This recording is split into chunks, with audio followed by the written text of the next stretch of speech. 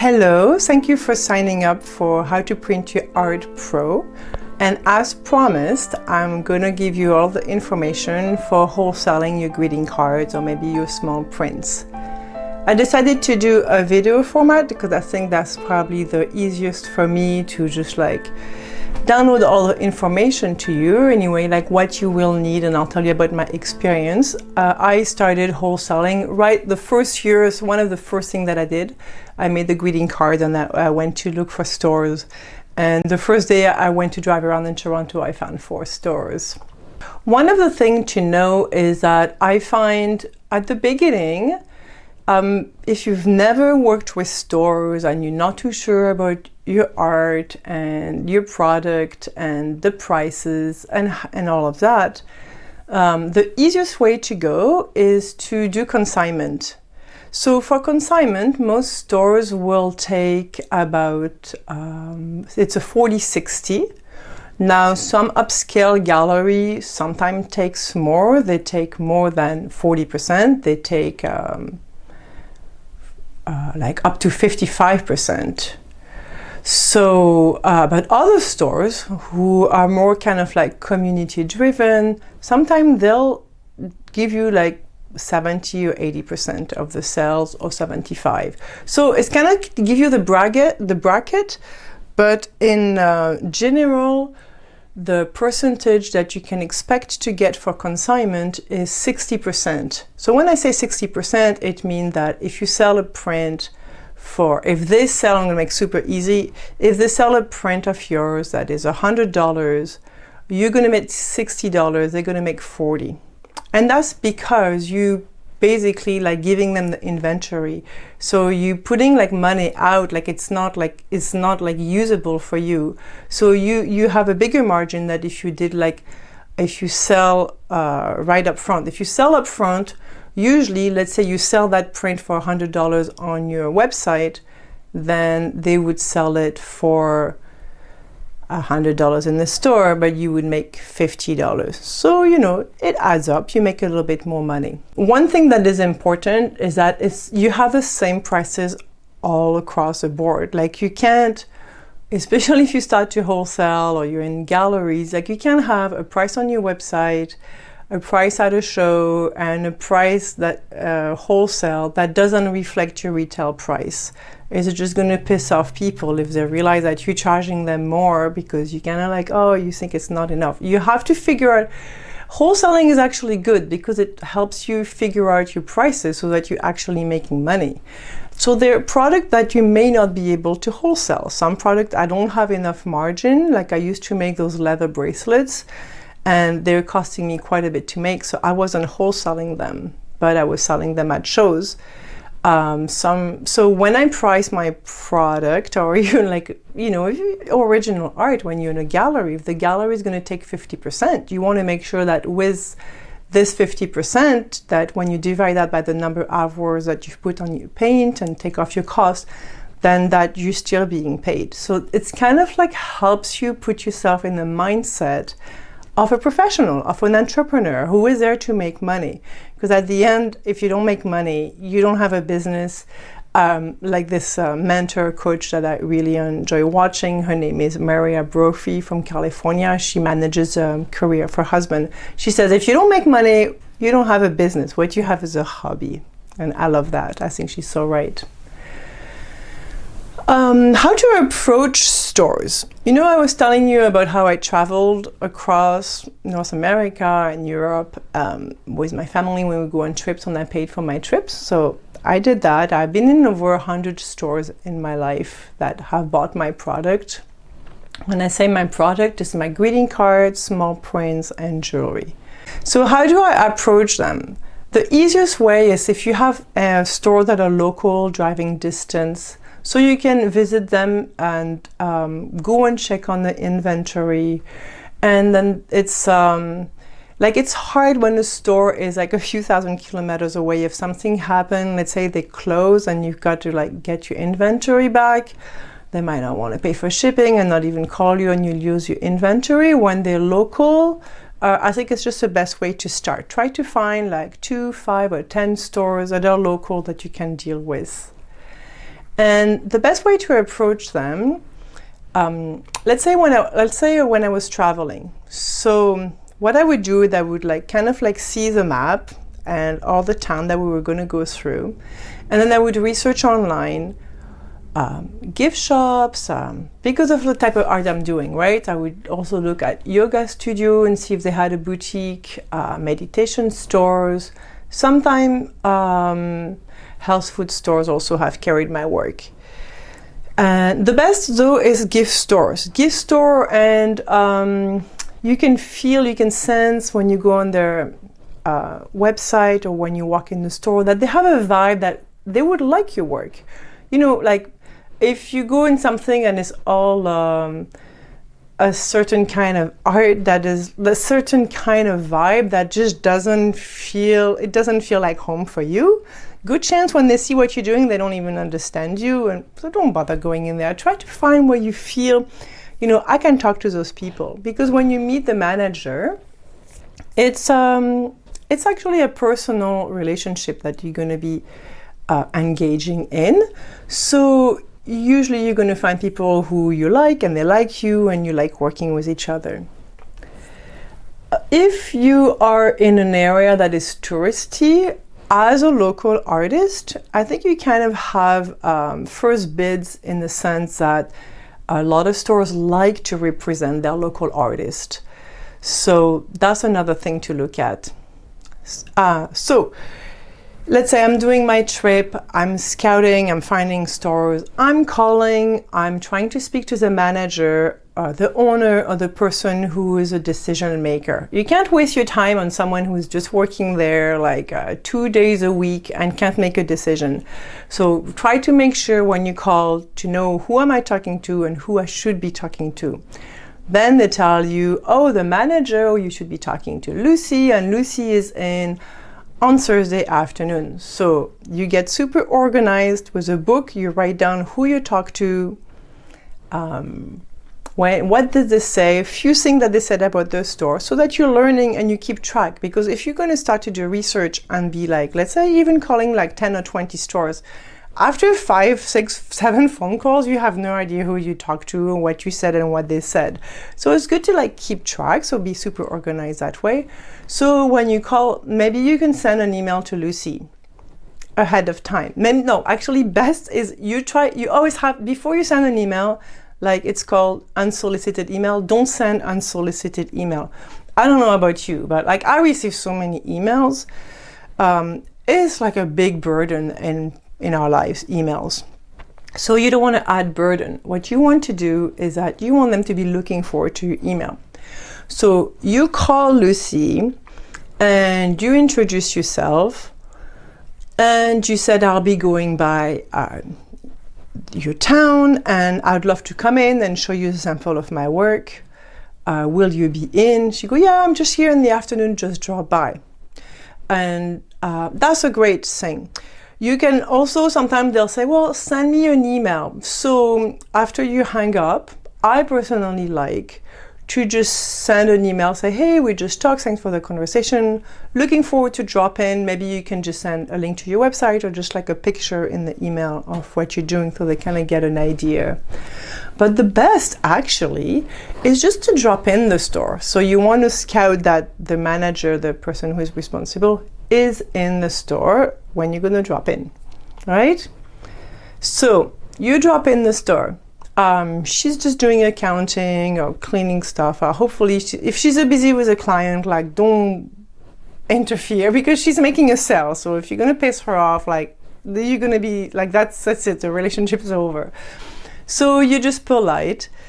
A lot of time those stores have helpers. So anyway, it did happen that I had to, sometimes if you have to wait, you might have to spend, it can take a bit of time, but hopefully the person you want to talk to is not busy when you walk in. And then you bring out your samples. So either your samples, the best of best if you can, is if you actually have inventory that is already done, so that they can buy it right up front. And I'm gonna, like right there, they're like, oh yeah, okay, I'll take 12 of those, 12 of those. Oh, those are awesome, I'll take 24. and then they just write you a check right on the spot, or you find a way for them to give you payment. Here is what happened. At first, I didn't have like really a professional website or anything, but then like as online really developed, I was able to do like a password protected page, and I would reduce the prices at 50%. So I had the whole thing super professional.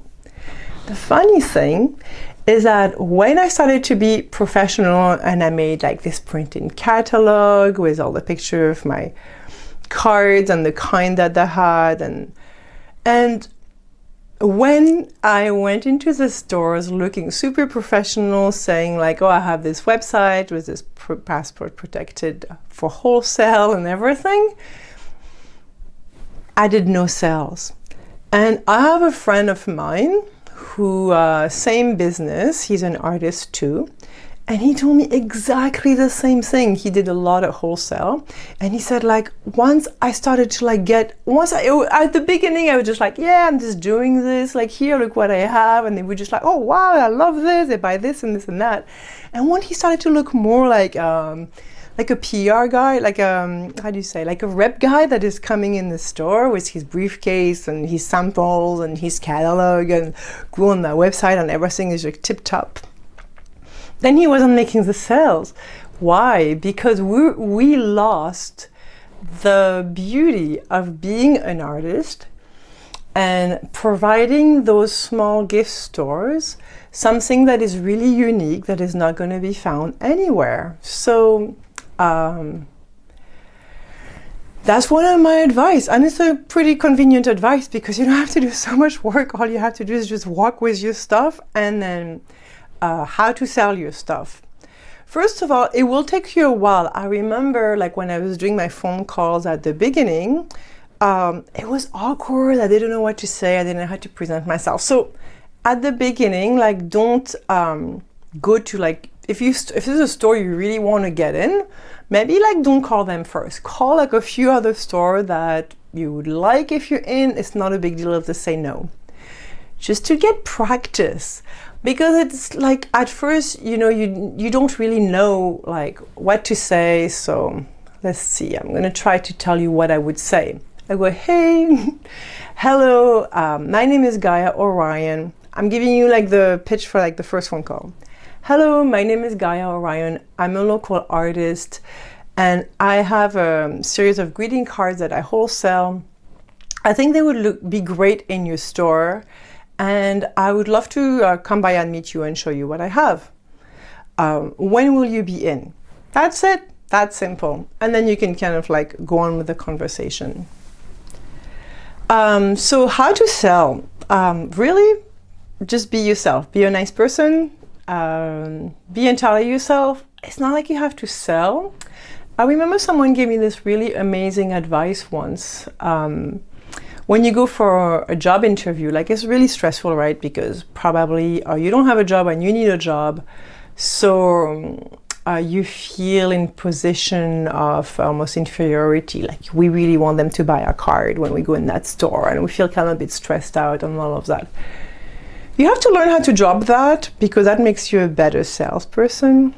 It's much better to be sold by someone who is relaxed than someone who's like really wants to sell, right? We all know how that feels. People love artists. They love that, you know, what we do is unique, and that's what they want in the store. They don't want something that is mass produced that's going to be like in so many other stores. They want people to come to their store.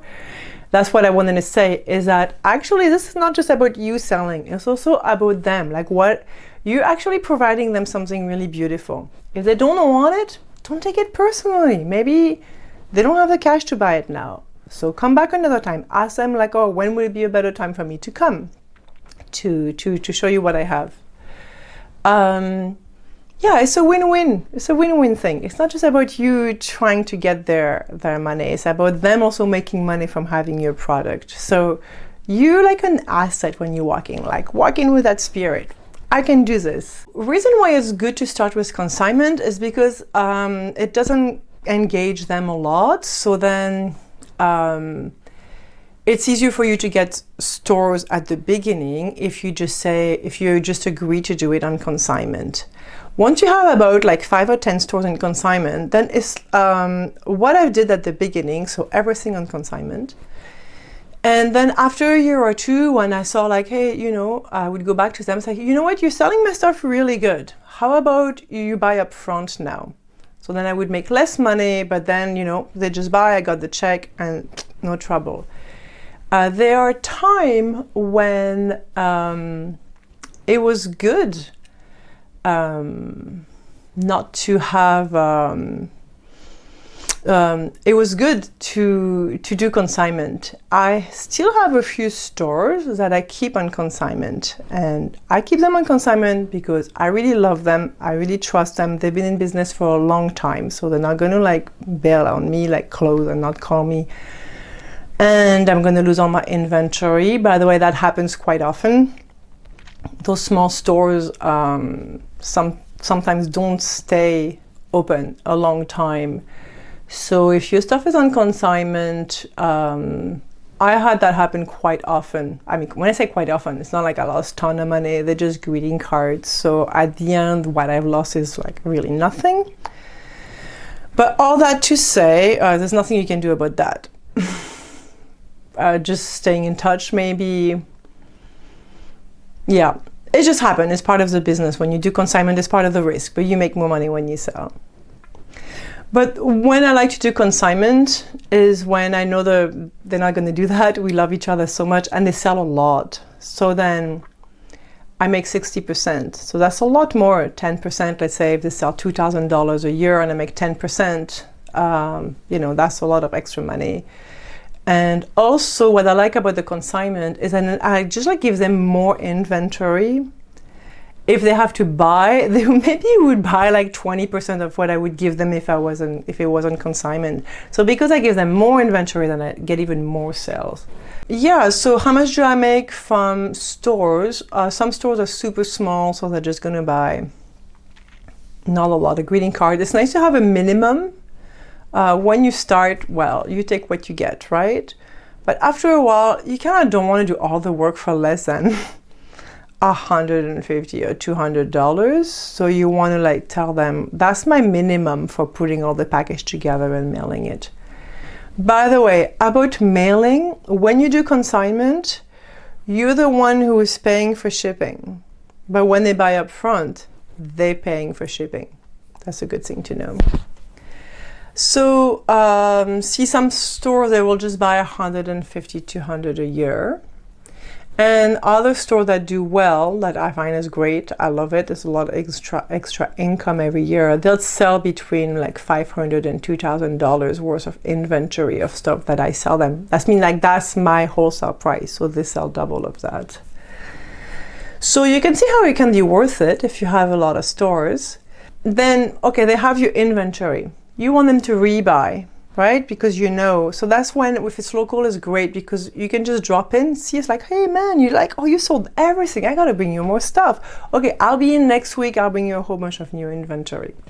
If they're far, then you have to follow up by email and phone calls, and sometimes like Lucy's in only on Thursday from 2 to 4, and she's in California, so I have to remember like the time change. I have to put like a warning on my calendar, notification to remember to call Lucy and to catch her. And it can be difficult to get reorders. Just want to warn you, don't be disappointed.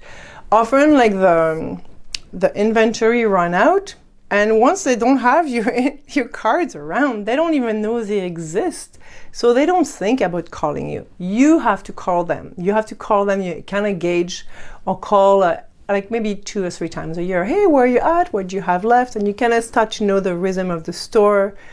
And then some stores, you just develop this great relationship. They love it when you call them. You know, you save them the work of thinking about like, what inventory do I need to bring back? Oh, yeah, you're calling me? Great. Okay, let's do this. I'm just reordering. Yes, awesome. Let's get that done. And that's it. I think I've kind of told you everything that you really need to know. If you have any question, just ask me. And good luck. Make a lot of money. Enjoy with joy. Make sure you enjoy everything you're doing. Lots of love. Bye-bye.